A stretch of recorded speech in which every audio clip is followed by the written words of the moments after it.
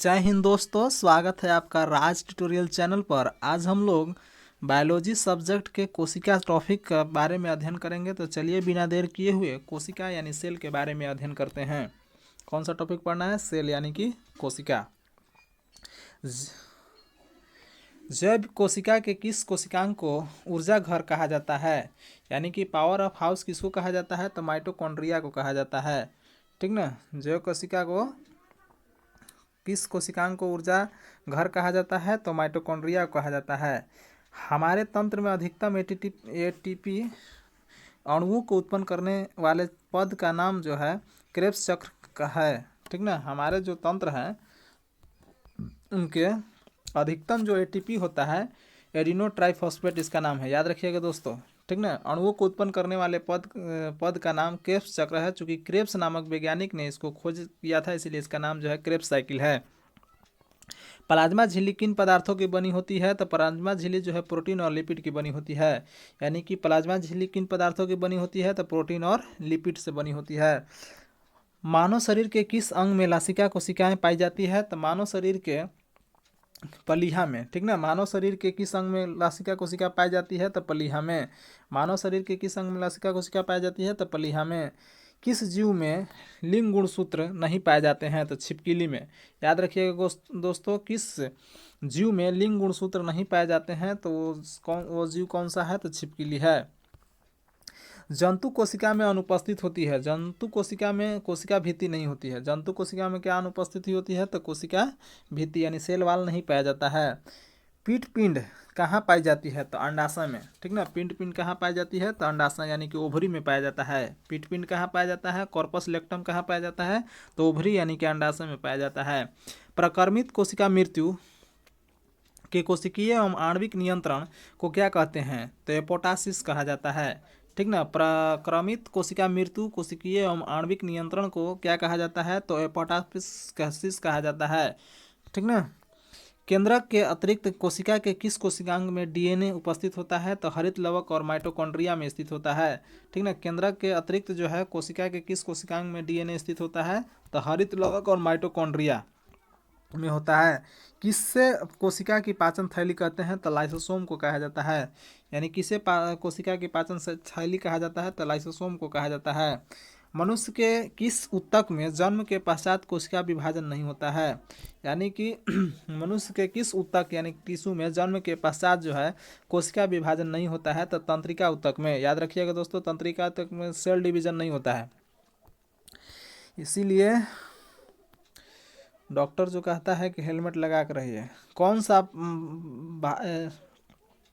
सा पादप या जंतु कोशिका में पाया जाता है? तो कोशिका झिल्ली, कोशिका द्रव और केंद्रक। ठीक ना। पादप कोशिका में कौन सा भाग पादप तथा जंतु कोशिका में पाया जाता है?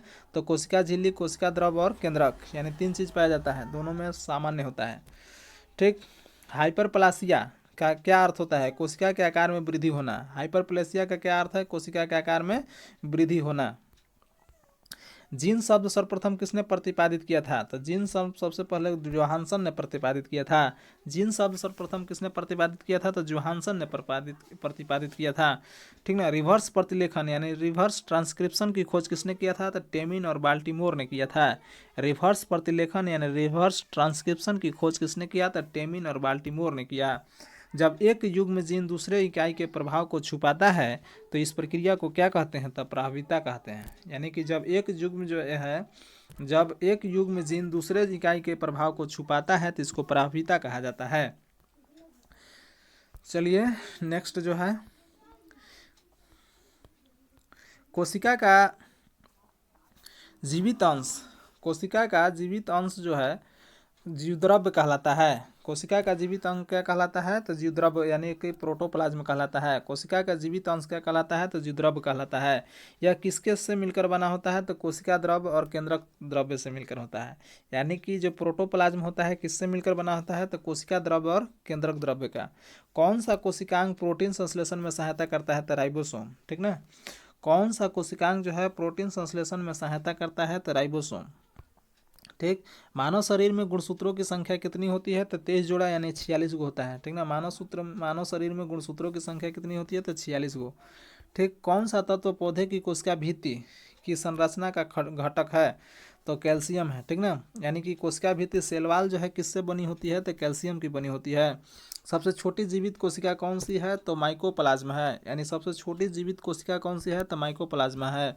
और किसे जीवन का भौतिक आधार माना गया है तो प्रोटोप्लाज्म को माना गया है। ठीक ना, किसे जीवन की भौतिक आधार माना गया है, तो जीवद्रव यानी कि प्रोटोप्लाज्म को माना गया है। कौन सा कोशिकांग केवल वनस्पति कोशिका में ही उपस्थित रहता है, तो हरित लवक। ठीक ना, कौन सा कोशिकांग जो है केवल वनस्पति कोशिका में ही उपस्थित रहता है, तो हरित लवक। द्विनाम पद्धति के जन्मदाता कौन है, तो कोरोलस लिनियस। ठीक ना, द्विनाम पद्धति जो है दिए हैं किसने दिया है, तो कोरोलस लिनियस ने दिया है। दो कोशिकाओं के मध्य पदार्थों का आवागमन किसके माध्यम से होता है, तो जीव द्रव्य तंतु, जिसको कि प्लाज्मोड्समाटा कहा जाता है। ठीक ना, दो कोशिकाओं के मध्य जो है पदार्थों का आवागमन किसके माध्यम से होता है, तो जीव द्रव्य तंतु के माध्यम से होता है। किस तत्व के कोशिकाओं में एकत्रित होने से रंध्र खुल जाते हैं, तो पोटेशियम प्लस। ठीक, यानी कि किस तत्व के कोशिकाओं में एकत्रित होने से रंध्र जो है खुल जाते हैं, तो पोटेशियम के उपस्थिति होने के कारण जो है रंध्र जो है वो क्या हो जाते हैं, खुल जाते हैं। किस कोशिकांग को ट्रैफिक पुलिस की संज्ञा दी गई है, तो गोल्जी काय को। ठीक ना, गोल्जी काय को क्या कहा गया है, ट्रैफिक पुलिस कहा गया है।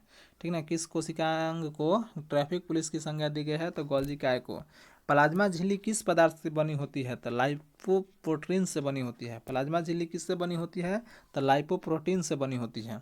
प्लाज्मा झिल्ली की संरचना का यूनिट मेम्ब्रेन मॉडल किसने प्रस्तुत किया, तो रॉबर्टसन ने। कब, 1959 ईस्वी में। यानी कि प्लाज्मा झिल्ली का जो संरचना का यूनिट मेम्ब्रेन मॉडल है किसने प्रस्तुत किया, तो रॉबर्टसन ने प्रस्तुत किया। कब, 1959 ईस्वी में। कोशिका भित्ति की संरचना कैसी होती है, तो परागम्य होती है। ठीक ना, यानी सेल वाल जो कोशिका भित्ति होती है उसकी संरचना कैसी होती है, तो परागम्य होती है। चलिए, विश्व की सबसे छोटी कोशिका जो होता है माइकोप्लाज्म हम लोग पढ़ चुके हैं। ठीक ना, विश्व की जो सबसे छोटी कोशिका कौन होती है, तो माइकोप्लाज्म गैलीसेप्टम होता है। विश्व की सबसे बड़ी कोशिका शुतुरमुर्ग का अंडा होता है। ठीक ना, जिसको कि ऑस्ट्रोच कहा जाता है। विश्व की सबसे बड़ी कोशिका कौन होता है, तो शुतुरमुर्ग का अंडा। मानव शरीर की सबसे छोटी कोशिका कौन होता है, तो सेरिब्रम के ग्रेनियल सेल। ठीक ना, मानव शरीर की सबसे छोटी कोशिका कौन होता है, तो सेरिब्रम के ग्रेनियल सेल होता है। ठीक ना, मानव शरीर की सबसे बड़ी कोशिका क्या होता है, तो ओवम होता है, जो कि केवल स्त्रियों में पाया जाता है। ठीक ना, यानी कि अंडाणु होता है। मानव शरीर का सबसे बड़ी कोशिका कौन होता है, तो अंडाणु, जिसको कि ओवम कहा जाता है। मानव शरीर की सबसे लंबी कोशिका क्या होता है, तो न्यूरॉन की कोशिका होती है। मानव शरीर की सबसे लंबी कोशिका कौन होती है, ठीक ना मानव शरीर की सबसे लंबी कोशिका न्यूरॉन होता है। पुरुष में सबसे छोटी कोशिका कौन सा होता है, तो शुक्राणु यानी कि स्पर्म होता है। पुरुष में सबसे छोटी कोशिका क्या होता है, तो शुक्राणु, जिसको कि स्पर्म कहा जाता है। सबसे बड़ी पादप कोशिका कार्लोपोटेक्सीफोलिया है, यानी सबसे बड़ी पादप कोशिका की बात किया जाए तो कार्लोपोटेक्सीफोलिया है। यानी कि पुरुषों के शुक्राणु तथा महिलाओं के अंडाणु के निषेचन की क्रिया अंडवाहिनी यानी ओविडक्ट में संपन्न होती है।